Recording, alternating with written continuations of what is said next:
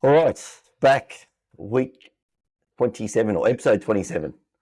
Lost my partner in crime again, Chris, but have a new guest on today. Been trying to get him on here for a while. Finally dragged his butt in front of the camera, but it won't be a camera tonight. It'll just be audio. Anyway, long-time friend, former training partner. I coached him for a while as well, Anthony Ryan. Welcome. Good to have you on board.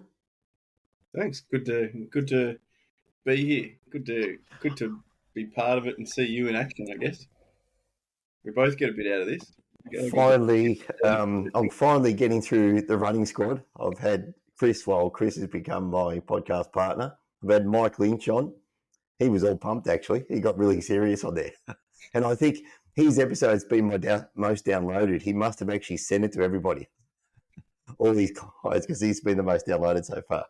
Because they don't get many downloads, so they get too excited. Oh, well, you know our competitive running group, so now I'm out. Yeah, exactly. Although I'll talk about that a little bit more in a moment. Mike and I called up the other day, and he's telling me that he wants to use potentially some recovery, not drug, but I don't know. It's got a weird name, and I've heard about it in the US before, but a lot of people using it for recovery. It's BPC 157 or something. Okay. It's a really interesting drug that people are having really good results with, and it was legal. They've just banned it, but it was legal. Apparently, the recovery aspect of it's really good. So anyway. Okay. I won't get in that rabbit hole, but him and I are speaking about it because we're in our 50s. You've got some time to go. I sent some questions to the other day, but you've kind of ignored them, but that's fine. We'll just ad-lib along the way. You know, mate, I was getting to the end of work and I looked at it and I went, he will send me a bunch of questions. I won't even look at them. I'll just go as if we're having a conversation as usual. That way it'll be more interesting. That way I haven't had a chance to plan anything. Yeah, that's it. Exactly. I've seen you ad-lib plenty of times. I think you did that pretty well at Tim's wedding, to be honest.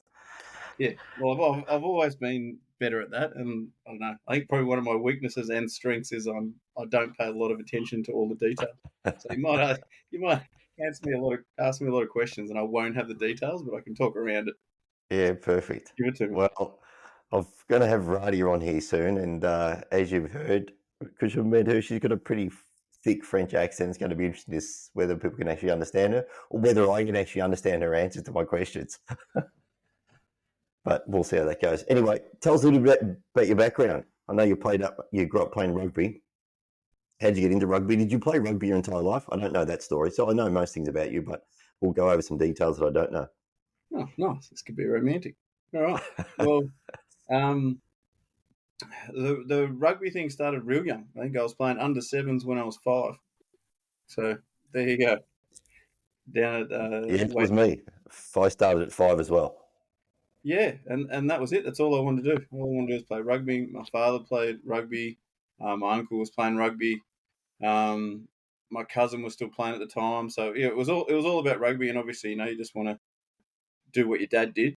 So that's all I wanted to do, and that's all I did pretty much. When I was real young, it was just all rugby. And then in the summer, I did athletics. And then I was just talking to someone the other day. I used to do little A's in the morning, and then my mum would drive me around to then play tennis in the afternoons. You played tennis? That was summer, yeah. Summer used to be athletics in the morning and then off to tennis. I think my mum believed heavily in the idle hands thing, so she kept me busy. Did you ever play cricket? Cricket? Did you ever play cricket? No, cricket was my worst because at primary school we only did soccer, which I didn't like, or cricket. So soccer was the winter, cricket was the summer. And cricket was probably the sport that I was worst at, and I think it just came out of a real lack of interest.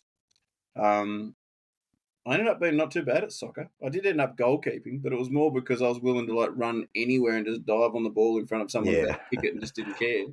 So I earned some respect out of that, or I could kick the ball a long way. But cricket, I just couldn't get into it. I don't know why. I just never spent the time practicing, never really liked it. Used to get bored standing in the field.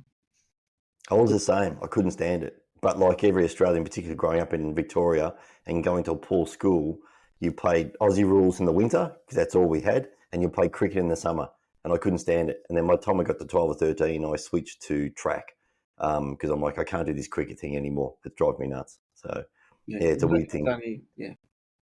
only out of lack of options in primary school. Obviously, in Yeah, high school. 100%. Mine was the same. When did you stop playing rugby? So this is where the details I went. It all blurs for me, to be honest. We don't It have all to have a lot blurs of around details. different Just a rough injuries. changeover. Huh?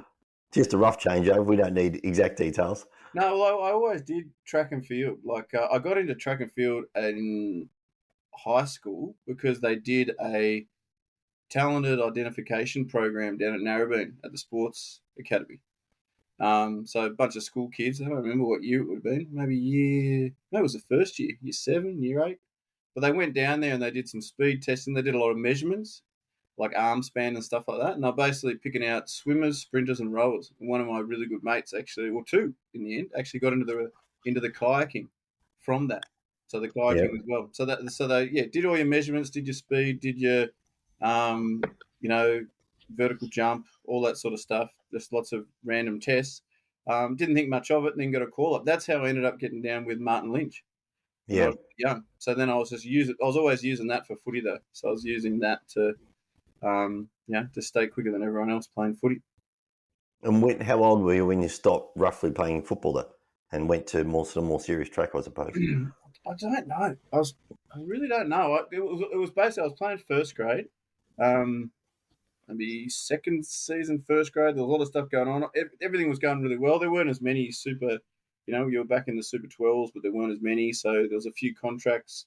So I was chasing that sort of stuff. And then I broke my shoulder blade in half.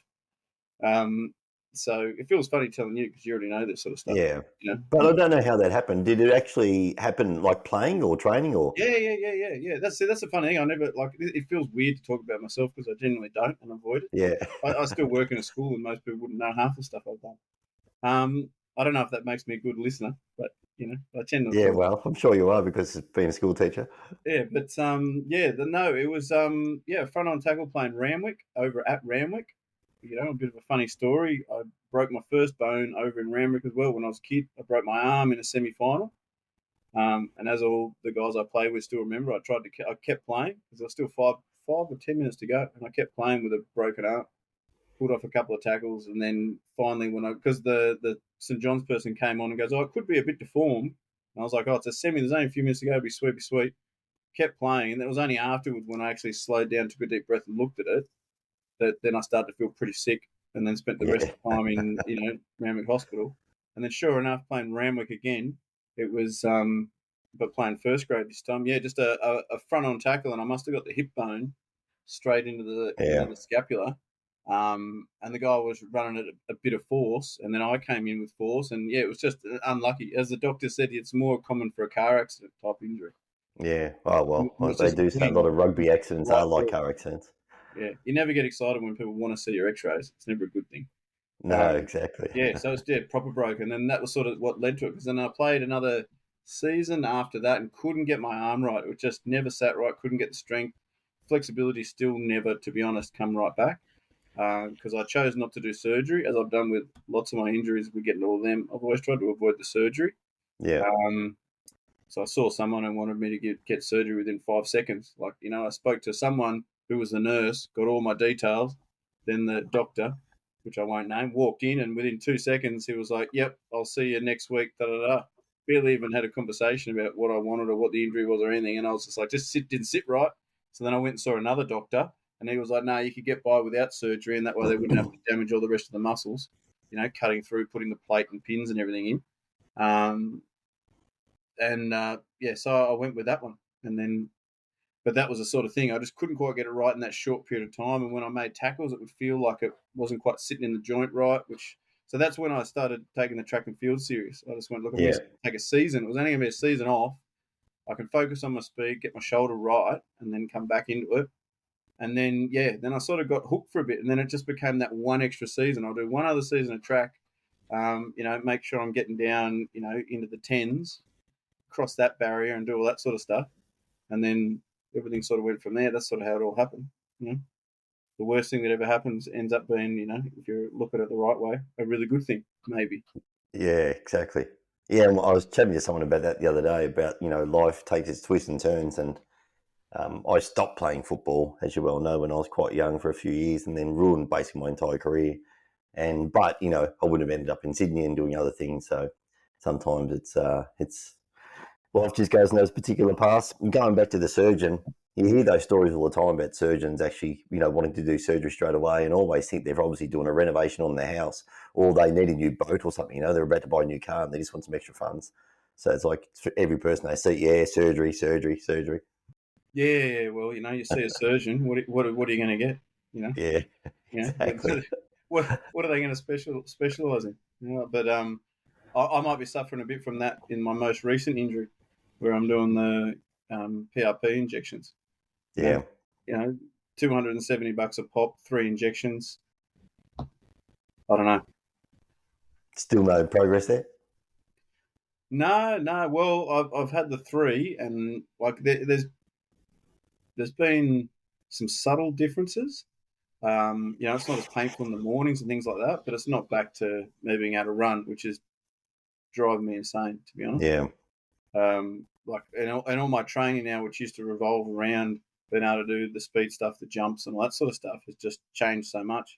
Frustratingly, I've just been putting up with it, yeah, and just as I do, just keep switch on to the next thing and just keep plugging away. I always figure if you keep plugging away, you get somewhere someday.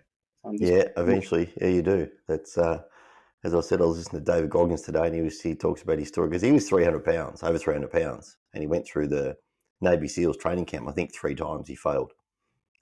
He couldn't do the swimming. And then he just kept going back, and he sort of refers to the same thing that, you just got to keep pushing through these things, and eventually, if you're determined enough, you'll actually get there.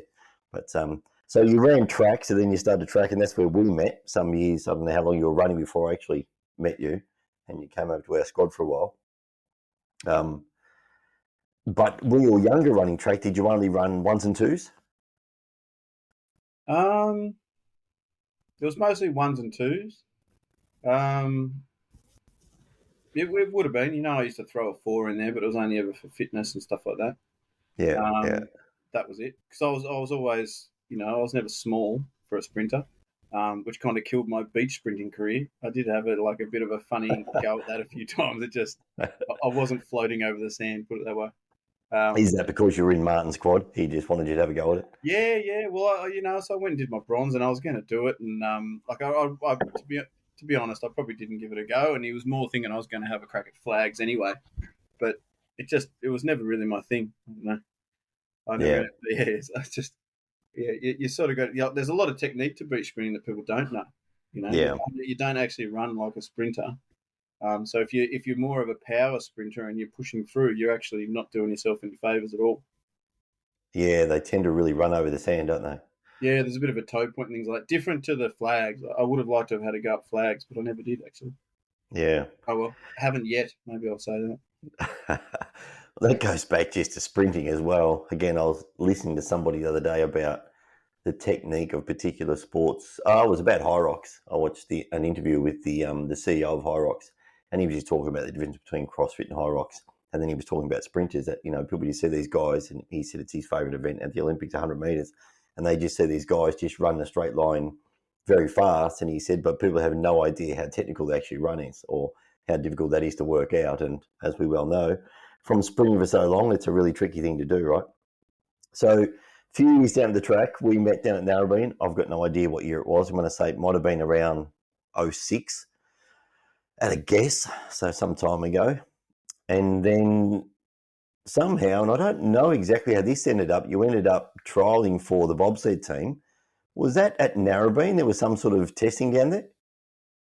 No, no, that was just a conversation with it was Jeremy and Duncan, I think, and maybe it was sort of around the time that I broke. I was running the 10 seconds, like in the high tens for the 100 a couple of times. And that's when Mm-hmm. Jeremy approached me. And I think maybe Duncan had told Jeremy to talk to me because I was, is that old thing, big for a sprinter. Even though I was trying to actually lose weight and I was doing everything I could to get lighter at the time, I still, it was only so far I could go. I wasn't quite, I was getting down to fighting weight and trying to get as lean as I could. And, so I think that's how it happened, and beating Duncan in 100 and stuff like that. Even though a man who's got a lot of attention to detail once told me that didn't happen, and then sure enough, within 24, 48 hours, he'd gone, found the times, looked it up, knew everything about it, and had to come back and tell me I was right, much to his credit. But I didn't remember those things. But I don't know. I think it just came from that, and I think it was at state championships and things like that. It was at a big meet, did a good time, bigger guy, and they hit me up pretty much. And then I went and did some testing and stuff like that. Yeah, well, that's what I recall. Then I recall when you went down there and did the testing. And what sort of testing did they make you do for that? Did you have to run like a 40 and a squat test, and didn't have to do a clean at that stage, did you? I think I lost you for a second there. Yeah, I kept losing you a little bit as well. That's all right. Just the upload. One of us has got a bit of a slow connection. Mm-hmm. Yeah, what were you saying? Something. When you did the testing down at the track, what sort of testing did you have to do? We didn't do too much. I think they just they had their sled, so I sort of started training with them to some degree, only a little bit. Me and I think there was another guy who had a bigger bench press than he did a squat. I don't know, but he was a football player as well. But basically, it was a real quick turnaround. It was the sink or swim approach. So we didn't do too much. They knew we could run. They taught us a bit of a technique on basically a metal, a sled on wheels, essentially, that you put weights in, which we developed over time and got better and better. But that was sort of what we're training on. Then suddenly, by the April, they took us over to, there was it was like a driving school and a training event over in America. Where was that? That was at Lake Placid, and that was a really quick turnaround. That was super quick. It was basically blooding us. Could you handle it? Could you do it? Are you committed? So I didn't have a passport at that point in time. Yeah, that's right. Yeah. So, and it was one of those things, like, because I wasn't. I was still learning the sport at like even any of the technique and things like that. And then it was just like, mate, you need to get yourself back up to 100 kilos, ready to go, push this, we'll do this. And then someone, I think, there was a race at the end of it. There was a driving school, and then it went into a race. So he was able to sort of take people at different points. But I got over there a bit later. So I never got to go from anywhere but the top of the track. So the other guy did a few on the lower ones. And maybe, I don't know, Duncan wasn't even there at that point, I don't think. But yeah, I remember, and we stayed at the Olympic Training Centre over in Lake Placid. So we sort of walked in. There's all these, professional bobsledders, pumping out huge weights left, right, and centre, all showing off their scars from their ice burns. And we're sitting in a food thing. I was pretty impressed that all the food was free. You could just walk in and get whatever you wanted. Couldn't believe it. Yeah. Good to get your weight back up at least. Yeah. So that part was pretty cool. See, I liked all those things, and there was a cool hoodie there that had the Lake Placid thing on it. Well, that was pretty awesome. And then just every single person knew that you hadn't done it before and wanted to go over and tell you the most horrific stories. So they'd tell you stories of when the lights failed and bobsleds had gone up the back of other people and they'd snapped people's backs. Everyone was showing their ice burns, saying what it feels like when you crash. Everyone just, there's only two types of bobsledders, the ones who have crashed and those that are about to. And that was it. And that was the sort of stuff. So they were just scaring the crap out of us. And then, and I'll never forget the first time I went down from the top at Lake Placid, which I think Lake Placid, Winterberg, and maybe one other at that point were like the worst tracks in the world. Like, so if you could get down Lake Placid and deal with it as a brakeman, then you were good. Who was from the top? And Jeremy hadn't driven in a while because he'd done the Olympics previous, but then had the time off. So it was a very scary situation. It was one of those things where it's just like I'd made certain choices, and I'd got the injury, gone to track. Then kept trying with track, thinking, no, I can get the time. Got the time, then got that opportunity, and just kept taking stuff that just went in front of me. Just going, and that's the only way I kept doing it. I could have broken my shoulder and just gone, oh well, this is shit. I'll give up on the footy or wait till it gets better and maybe play again and go play lower grades or do stuff like that. But I was like, nah, just keep doing something else, do something bigger, do something better, set a next goal. And yeah, that opportunity came and I ummed and ahed and, watched cool runnings and did all those things and scared the shit out of myself, but still said, well, these opportunities, they don't come around that often. And that's when I went and did it. And I suppose that's when you and I sort of got together and thought, are we actually going to have a crack at this? We haven't got a lot of time. And then I suppose we trusted each other. I trusted that you believed I could do it and knew what you could do. And then you trusted that I was basically, I'd do what you told me to do, I guess. Yeah. And wouldn't question it too much. When was But I suppose they were fun conversations. Yeah, well, I didn't know anything about bobsled at the time, but I suppose when you're a little bit how to run fast and just push something heavy, that's all we had to work out. The rest of it, you just had to get in then, right, and just stick your head down. Yeah, and not much else you could do all the way down. Even with the Balmoral Burns, I was just exactly. I always just said I'm willing to do the work, and I'm willing to go through the painful bits if I know I'm getting somewhere. So what year do you think you went to Lake Placid? Mate, if I had, I could find the details, but I reckon that must have been the April of 07. No, I reckon 08. That early? April 08, then the season 9, and then the Olympics 10. What month were the Olympics? Like January, February? Feb. So, yeah, you made the Australian bobsled team and you headed off to Whistler in 2010 of Feb. 2010 Feb. Yeah. So that's, there's a lot of stories between that Lake Placid adventure and there, but that's a nutshell of that part. You had to do a lot of quick trips overseas from memory and get points. Is that correct? Like there was a point system. You had to actually make some points, or Jeremy had to get some points up or something. No, it was all about points, and Australia had always committed that they basically there's Oceania points and things like that, and they try and fill different areas of the world with spots. But Australia had always sort of said that they weren't going to send sleds that didn't legitimately qualify. So that was that difficult point that Jeremy knew as well, and everyone knew that basically we couldn't just rely on that, there's an Oceania spot, because Australia previously had said for different sports, no, we're not just going to take a spot because it's there because we're Australia. If people are going to go, we'll send smaller teams, but they all have to qualify legitimately. Yeah.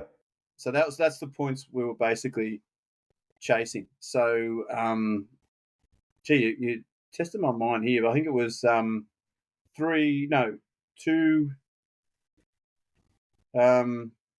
Anyway, I think there'd be, how many was I think it was 30 sleds. So many countries would get 3 sleds. I think it was 3. The top 3 countries get 3 sleds. Then the next so many got 2 sleds, and then the next so many got single sleds. Yeah. So if you could get yourself into a double, like having 2 sleds, it gave you a bit of a chance to try and get one of those spots, because they were spots that, obviously if some teams only had singles, they couldn't go for those spots. Yes, so if you were a country with 2 sleds, you had a chance to try and grab one of those spots, which for that Olympics we did. We had 2. Yeah. So we were trying to make with that, and we did have 2 4-man sleds. But in the end, we didn't qualify the 2. Then we had to try and get one of those single 4-man sled spots, which we ended up getting. So we got 2 2-man spots and a 4-man spot for 2000. Yeah, that's right. And I remember that back then, like we went from, you were running 1s and 2s as a track runner, and then all of a sudden we changed virtually to all. What's the distance that you push on the sled track? Before you're technically getting in or trying to get in. Like basically, it's tough to measure because it's downhill. Yeah. So even roughly the first 15 meters is flat, but it's not actually flat. But it's to the naked eye, it would appear flatter. And different tracks steepen up quicker than others. So it just depends. So some what they call starters tracks that are good for the brakeman might have a longer flatter section, which Yeah. means they can put more effort, power, strength into the Yeah. sled prior Yeah. to going down. So the faster runners can run the sled out, which means that they're still adding pressure to the sled before they jump in. Sure. And that becomes an interesting part because you can run behind a sled without actually still, if you'd understand it, the sled's moving at X kilometers an hour. If the athlete's moving equal to that, then they're actually adding no speed to the sled. So the athlete has to be moving faster and adding power to the sled to still be beneficial. And then Yeah. eventually, as some athletes, if you get it wrong, if you run too far, what they say, you've run too far, you're actually then holding the sled back Yes. because Yeah. it would be going faster with you with your 100 kilos in the sled In the sled, yeah. would with the effort that you were putting behind it. So Makes that's sense, an right? interesting to sort of learn that part of the sport, or how much you're putting in before you need to get in, and then what that equals, because you get a start time, which is I think basically at a 40-meter mark, but the timer doesn't start until after I think it's 10 or 15 meters. So basically, you Yeah. get free first 10, 15 meters, then you hit the clock, and then it goes. And that's just for the start time. But so that's how important the sort of start is. They say um, two tenths at the top or something is worth 2 seconds at the bottom or things like that. Yeah. Yeah. I know it actually multiplies that quite fast, right? Yeah, Just yeah. yeah, you can get it so wrong at the And top. more so on the starters tracks. So the Slope it has. less corners and Oh yes, yeah. dynamic the track is, the less It impact becomes the start has. So the more straighter, smoother tracks, the start has a massive impact because it's yeah, up to sure. the driver to make up that time they've lost at the top. Yeah. So then they're So relying. you were when you pushed, how much did you weigh when you went to the Olympics in 2010? What was your weight then? I don't know. I'd sort of sit just over. Maybe I was always pretty consistent. 101, 102. Yeah, I thought so. You Something said like around that. that. I got heavier and at different points and lighter. When you're in the cold, you do start to lose a bit of weight. Yeah. So you try and maintain weight. Um, and then sometimes if I got too heavy, I could feel it on the track too. And when you were running track or when you ran your best times, what weight were you then? I was talking about this the other day for what was the lightest I'd ever been in a long time, but that was when I had a sprint coach when I got back to the track after I'd been on intravenous, almost been in hospital, and I walked back in, and you'll know who the coach was. He said, "Oh, you look like you're at a sprinting weight." I think I had a weight where I should be a bit. I think I got down to 89 kilos. That was the Oh, lightest you I've hit been. 89. I remember 92 or 93. Yeah. No, when I was running, I think, and getting the good times, I think I was sitting about 94, maybe. Yeah, okay. Yeah. Like, I think, I might have hit a 93, but yeah, about 94, 95. And what was your best time for the one and the two at those weights? 10.7 something. I think And I'm here. then the two? The two I can't remember, but I got some all right twos a couple of times. Yeah, I know. Your twos used to be so strong considering how big you are. Yeah, but that was this. That's that detail stuff I know. And I was trying to get. I never cracked 21. I'm pretty sure. I never got under 21. That was the next sort of thing to get, but I never got it. And But I then was obviously, like sniffing at the door. I can't remember. You yeah. might know better than me. No, I don't remember you two times. I remember the one time because you ran pretty consecutive. Yeah, I got a few. I couldn't get it. Then got like I think 3 in a row. Yeah, yeah. And it was around I think after the second one that I was getting hit up. Yeah. And then the focus shifted to obviously the bobsled and just putting on a bit of weight, as you said. So correct me if I'm wrong, there's an optimum weight for the sled, isn't there? There's a combined weight of the athletes in the sled that's really optimum. Yeah, well, it basically you got your max weight, and it all shifts. Like whatever your sled weighs, which there is a max weight. But basically you can take weight out of the sled if you've got heavier athletes, or put weight in if Yeah, you've got okay. lighter athletes. And everyone wants to sit close. But obviously, if you've got a heavier sled, it's harder to push. So your start times are going to be slower. So there were people that would sometimes, like I know the Jamaican team, would try and get a start record because they had some amazing sprinters. Yeah, They would actually take the weight out of the sled, not give a crap, win the start time, but then their sled was so light that yeah. they They just couldn't get there. leading time the whole way down, Yeah. plus their drive. But there was some mental battles going on and things like that, and there was some interesting characters around the track, that'd be like the Russians and stuff like that. That'd be lighting up cigarettes, like the world champion arm wrestler was always in the Russian team, Yeah. and he'd be lighting up cigarettes, down the bottom, lighting up cigarettes at the top, doing his massive push, and God knows what he was doing at different other times as well, as rumours have Yeah. it. But, Yeah. And then, so Olympics, I managed to get up there, although I didn't see you push at the Olympics. Or did I? Because they had some crashes before I got there. I was sitting down in Vale, and then I flew up. Actually, no, I didn't. I didn't get to see you push because I got to see you walk into the stadium on TV. I think I wasn't actually there, and then it was a very weird situation. That whole Olympics was weird because they'd created the track that that's was the right, scariest and fastest so track you've fast. been at Yeah, the time, and then one of the lose athletes was killed that's right. um, Yeah, that before we'd left actually the track. gone down for our training runs. So there was, and we knew exactly where that happened, and then we still had to go on. It's something that people forget about that. Like teams were packing up and going home Yeah, because it they was were getting crazy. so smashed, and their sleds were getting crashed, and they had a corner called 50-50, which Holcomb, one of the US drivers, actually named 50-50 when they got to do earlier training runs, invite only.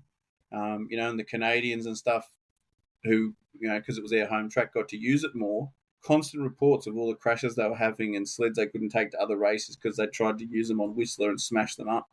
Yeah, So there was a real legitimate fear around the track, and then sure enough, within the first training days for the um, Georgian, he was a Georgian athlete that just yeah, that's right. died on the track. Basically, Yeah, he came out of the track and hit one of the pylons, and essentially just snapped him in half. it was single luge, wasn't it? Yeah, he was luge. Yep. Yeah, So yeah, basically, yeah, came around the last corner where I'm not sure with the luge. The bobsleds were cracking the 150s. They're pretty quick. He would have been yeah, going somewhere then on a little sled, and then it just threw him out. Hit the pylon and basically snapped yeah. him.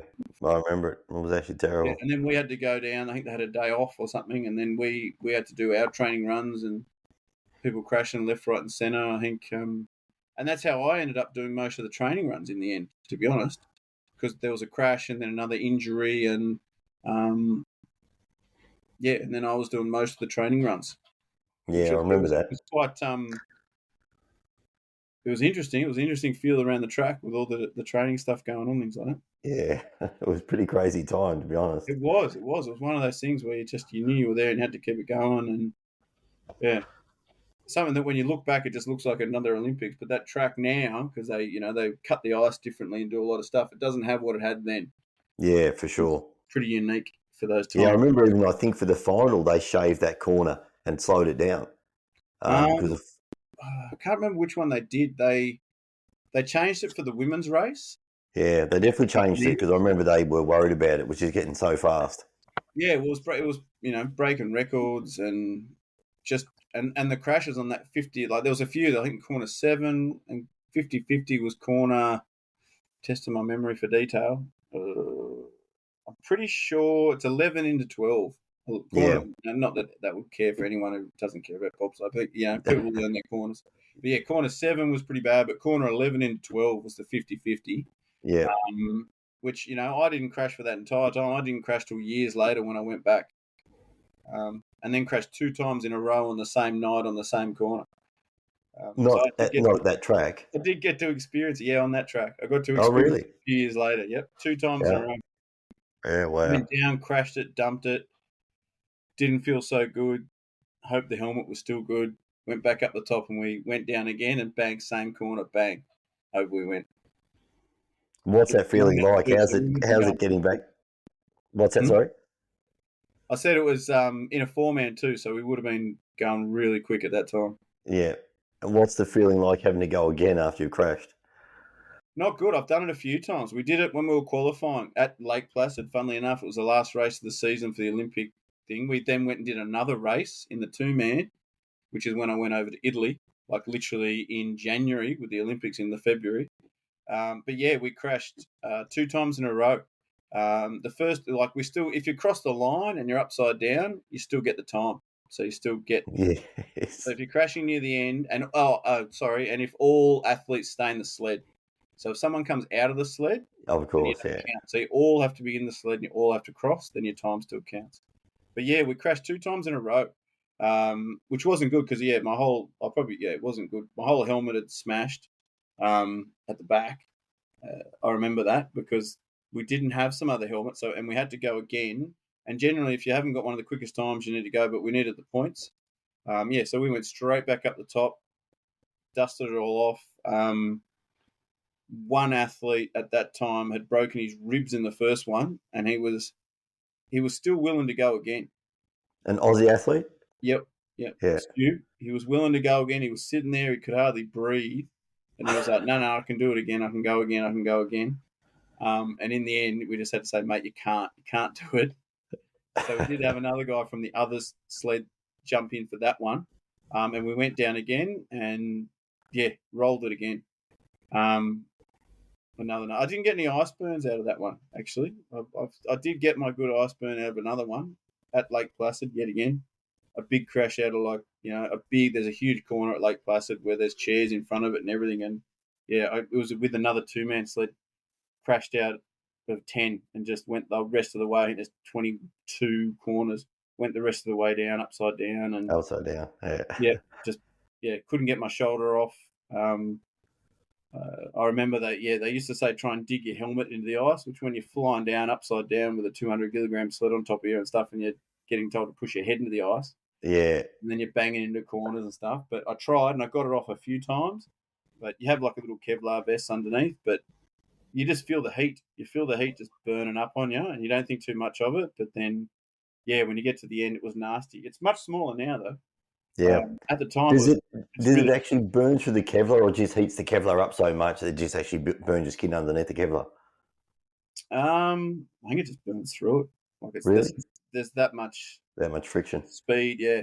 Yeah. Because you're going, I don't know, somewhere at even at Placid there, that one, I don't know, you're going pretty quick when you're rolling it over. And then if you've got all that weight pushing down on you, you just there's all that weight holding it to an ice, moving at 100, and you're still even upside down would be going at 120. Yeah, it's crazy, right? Yeah, and you just can't get it off. And I remember not realizing at first, getting flipped, and then going, I finally crashed because I hadn't crashed yet, and I was pretty happy with that. And then finally I was like, oh bugger, I crashed, and then it's an unbelievable feeling, the noise and the sound and the banging off, and it's all concrete walls, and there's a lot of concussions and things like that. But I just remember the heat, and then suddenly I realised my heat on my shoulder, and I tried to push my helmet in to get it off, and and it was nasty afterwards trying to get it off, and then they try and pack it up. I've seen much worse than mine, so that was good. I've seen some horrendous ones. Yeah. We probably won't go too much longer, but we might come back, because I think what we might do is I'd like to have another conversation about actual training and just some of the stuff you did for training and how you trained for the sled, and then what you did after that. But so let's just fast forward a little bit. So when you got back from the Olympics, what did you do when you got back to Australia? Well, I don't know. There was a lot of cool stuff. You went back to track? Do you want to tell the good story or the bad story? You can tell any story you want. You get to go to some really nice events. You get a nice suit. You can. I got to meet prime ministers and ex-prime ministers and all that part. Then I still wanted to keep active.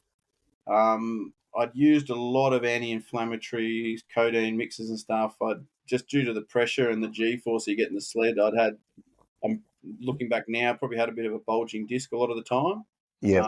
then I started doing some training, did some hills, got a tight back, went down, sat down on my couch at home, stood up, and then completely ruptured L4, L5 disc in my back. And I Yeah. think it was around, the Olympics were February. I must have ruptured it in March because I'd already ruptured it by my birthday in April. So, yeah, that was me. I was on to my next injury. So, yeah, I completely ruptured a disc in my back. So the disc completely ruptured and fluid was sitting on the sciatic. So it was just constant pain. It was like someone was running a knife up and down the outside of my shin, from Yeah. toe up in the shin, and then had drop foot, which I didn't know I had. To the doctor said, can you lean back on your heels and walk? And I was like, yeah. And then no, I couldn't, because I didn't realise. And and then once again, straight back in, same conversations. People usually have surgery within 24 hours of doing that. I sort of stayed away, said, nah, what can I do about it? This, that, and the other. I ended up getting a nerve conduction test to see if it was actually damaging the nerves, which is a horrendous test to anyone out there. I don't recommend it. But, yeah, they're putting basically needles into different muscles and firing off nerves, and then you've got to clench the muscle, relax the muscle. But I was doing all those, and it showed that it wasn't damaging the actual nerve at that point. So they said the fluid will be absorbed by your body over time, but you need to manage that. So basically then I essentially went back to training to build it back up, had to take virtually no painkillers. It was excruciating getting in and out of cars, any movement, wait till the sciatic nerve to sort of go, hope the drop foot would go away. And to stay within realistic pain thresholds, you have to not take pain medication because you've got to know what's actually happening. Yeah, exactly. And that's when I sort of built it up. I found a use for the Smith machine. I did a lot of single leg stuff in the Smith machine, to slowly just keep my strength up the whole time while it healed, basically. So that was my celebration after the Olympics, with rupturing my disc. But I did end up back in a sled again and do a lot of crazy stuff again, and squatted more than I'd ever squatted after that. Yeah, and that's an interesting story for a lot of people as well, right? That's what a lot of athletes can do when you just put the time and energy into something, that you got back to squatting better weights and, potentially even, I don't know if you ran similar 100 times, but you probably didn't even focus on the hundreds after that. It was more about the sled, but you got back to squatting bigger weights than you had previously. What was your max squat back then, like your back squat? Like that I got to do. I don't know. I know I wanted to get 240 and I didn't get it. Maybe 230, 235. I got close, never got it. I wanted 240 because one of the other really good guys that got 240. And, yeah. I just used to We're always comparing ourselves to others. I'd have a number and I'd just go, okay, that's what I want to work towards. So something around that. But I suppose doing that after being able to rupture your disc and things like that was pretty good. Yeah, it takes some time, and it goes to show that sometimes, surgery is not the answer, right? It might take a little bit longer, but you may never get back from the surgery either. So he's got to go and actually find another way to actually rehab. No, you can have cortisones and nerve sleeve injections, but when they want to do surgery and they want to get in there and, I know they do a lot of surgeries where they put like metal spacers in between discs, and I always get worried when people have, and sometimes people just with bulging discs, they talk about surgery and things like that pretty early. Yeah. You worry, and I've seen a lot of people that have had back surgery really early, with the promises of the world, and they're still in excruciating pain and can't move and do things years and years after this amazing surgery. And I think it's part of the problem out there as well, because people don't really understand what disc injuries are. I mean, you hear this term, I've got a slipped disc all the time, and I give up these days, but when I always ask a person, so where is your disc slipped to? Like, what's actually going on? Where did it slip? What is it? 70% of all statistics are made up. Yeah, exactly. There's always people making up, some statistic about the back, and Yeah, and people just unfortunately, isn't it something like if you're MRI'd, whatever percentage you want to make up of people above the age of 25 that they they could be positive for a bulging disc. Yeah, 100%. They're I either remember symptomatic or asymptomatic. 100%. And you can have a larger bulge than someone else who is excruciating pain, can't bend, positive to the sort of, bend and reach tests and all those, and someone else has got a worse one, Can do completely it all. asymptomatic, can't feel Completely anything, fine. no pain, Correct. didn't know anything was going on. And So, then some of the, poor sucker just doesn't, he thinks his back is yeah, okay. Then one and day it's gets just, up what and is that ties his bulge doing? shoes. Is it hitting on that sciatic nerve? Is it hitting on, Yeah. depending where it is? I think the thoracic ones are pretty not as common as your lumbar. That L4, L5, or Yeah, that's super L1. common. They're the ones that you hear all the time. But that's Yeah, I probably remember. due to that just that S spine shape. That's just where it sits, and especially if you get tight hip flexors and you tilt your hips and things like that, it's coming. And I just think that, the amount of squatting that we've all done as track runners, just that loads, squashing down all the time. I've decided not to squat anymore, and I just focus on actually pushing the sled. At least it's the vertical weight. I can keep loading as much as I want. When I can't move it, I can't move it. But just going back to the disc thing, I was the same. I had a couple of bulging discs as well. And with a lot of rehab, I got back to squatting near, not the heaviest weight because I was much stronger when I was younger, but I nearly got back to double body weight, when I was 50 or 51 or something, after my disc being ruined. But I was going to say about my disc being so bad as well. I was going off to a track meet, and I had these consistent hamstring injuries, and I just thought I actually thought I'd torn a hamstring. And I remember going off to get an MRI, and they've scanned my hamstring and my back, and your hamstring's completely fine, but your back is destroyed. You've got discs like bulging everywhere. You've got 2 or 3 of them going on. And they same thing. They said I could run. I wouldn't damage my hamstring. They said, but if that fires off, just the pain's going to grab so badly because the pain getting down your hamstring. So yeah, it's amazing that I don't know, for want of a better word, that referred pain. yeah, That you, and the sensations you can get in, for you, things like calves, and I know for myself with hamstrings and through my glute, where I know it's my back. I know I feel, yeah, but it can feel so much like you've about to, or you've damaged your hamstring. It's a strange feeling, and then it's so similar that you worry. You go, well, am I now switching and just thinking it's my back, but I've actually hurt my hamstring, so I probably should lay off this. yes, Just my back. Do I go? Oh well, screw it, keep going. yeah, It's still my mother effing set. So just get it done and stop whinging. yeah, exactly. I never know.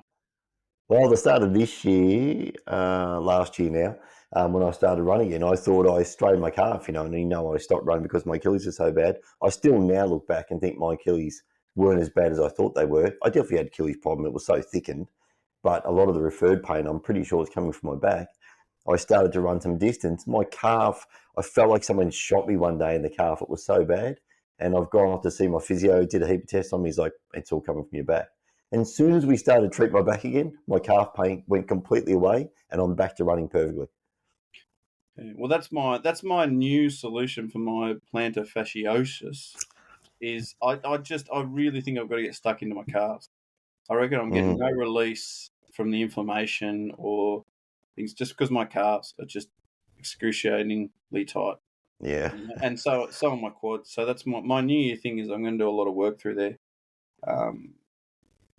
But I've slowed things down and doing a lot of different training at the moment. But hopefully going to still getting some good numbers. So that's good. Yeah. Well, we might wrap it up, and we might come back and have just a conversation around training, because we've always got lots to speak about our training, the type of training you're doing now, and what you can and can't do, and if what you went on to do after the bobsled, and what you're going to do with yourself now, whether we can get you into a Hyrox event. Yeah, we might be looking for another partner. Man, I need to get into something. Yeah, the bobsleigh kept going for a few years, and a few more good stories, and then now I'm trying to work out some new stuff to do. Just trying to work around different injuries and things like that, and a lot of different training stuff that I keep doing. Some old reliables and different things, but I think you can't you can't change the way your body likes to train. So I think that might be difficult for me with high rocks, is that, power, speed, and weights and stuff is I like to train. So the minute I get into anything that starts to look like a CrossFit or a high rocks or that sort of stuff, I think I struggle. But then I've always got the Balmoral burn, so maybe I can do it. I don't know. Yeah, well, that actually takes, I know, how long's the burn? Like 140 to run up the hill? 125 or 130? Yeah, it takes a bit longer to run high rocks. You got to run kilometres in between. You'd be good at all the stations. What am I gonna do for those kilometre runs in between each station? Jesus. I don't know. What's your burpee broad jump like? I reckon I'd go all right there. I reckon my burpee broad run. I can go that. I can sit in the uncomfortable, but the 1 kilometre runs, I just don't know. Yeah, it's brutal. I've never tried. Like 1K it gives me a shot. Like if they were 5K and things like that, I'd be like, no. Yeah, for sure. Like I don't think I'm going to be one of those people that's going to, live out my lifelong dream and run a marathon. I think I'm going to let that one go. Maybe, but it's pretty tough. There's some big athletes there. There's a guy last year. He was taller than you, so he may have been the same weight. He may not quite have been as heavy. He was a big guy, and he got round and obviously pushing the sled and pulling the sled and the ski erg and the rowing. Big athletes do really well. The taller you are and the stronger you are, you do really well on those ergs. And where the bigger athletes struggle the most at high rocks is the walking lunges, just literally getting off the ground because you've got to touch your knee in the ground, and the burpee broad jump. It just seems to be bigger guys, they struggle with those two. The rest of it, they're actually fine. And then obviously the 1K you runs have to in hold between. a weight when you're doing the lunges, don't you? Yeah, you're 20 kilos, 20 kilo sandbag on your shoulders. Yeah, see, I think I'd start strong, but just that burn, especially through because that's why I got to work on these quads so much. It's just, when they're at stretch and at load, they just burn up real quick. Just got me so badly. Like, interesting enough, where Radia is, 30 kilos lighter than me, and she smoked me, and she had to use 10 kilo less, but she could probably do a 20 kilo bag, and she'd probably still beat me. No, we're about similar times actually in the walking lunges, but she does them so well. The burpees, she was actually faster, and the wall ball, she was faster, but she did have a big break in the last run because the last kilometre took her 14 minutes because her calf actually cramped so badly she couldn't get up. So she got a huge rest. Then she did 3.5 minutes for the wall balls, and I was 8. It's a tough event, but it's all about cardio. Maybe I need to start looking more at like pickleball. Maybe that's more me these days. Well, it's a small court. If you've got big arms, big wingspan. Exactly. How much power can I get into a pickleball? That's me. Exactly. All right. Well, we might just leave it there, and we'll come back and we'll have a round 2, and we'll talk about some training stuff. We might even get Chris on. We might even do a couch session one day, and I'll get Mike and Chris on. We'll have a 4-way boy session. If we can get a beer in Chris's hand, we could get anything out of him. Yeah. No, for sure. No, that'd be good. Yeah, we haven't talked much about training stuff. No, but it's good to know a bit of a backstory and set some stuff up, a little bit different. Not many people have heard about bobsledding, particularly in this country, but not many people know much about it at all. Obviously, we got right into it, started to follow it quite closely for a while, but it's a very different sport, that's for sure. Yeah, it's definitely it's an intense sport, but it's good. It filled a lot of things for me in my world, so I'll always look fondly on it, that's for sure. Good. All right. Well, you go off and enjoy your whiskey and enjoy the rest of your night, and we'll chat soon. Done. I'll try not to take as long this time. I'll try and make sure I commit early. That's all right. Now we've got over the first hump. We'll get a few more knocked out. Done. You can talk about training, and then you can give me some really good topics after that. Yeah, exactly. All right. All good. That's us. Done. Bye for now. Cheers. See you, mate.